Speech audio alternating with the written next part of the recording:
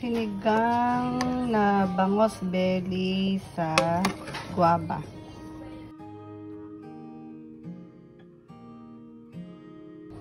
I add some ripe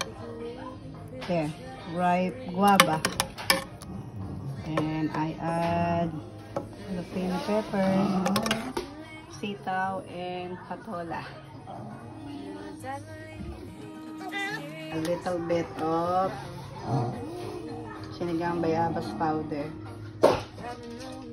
Alright, that's our dinner. Sinigang na bangos na belly sa bayabas.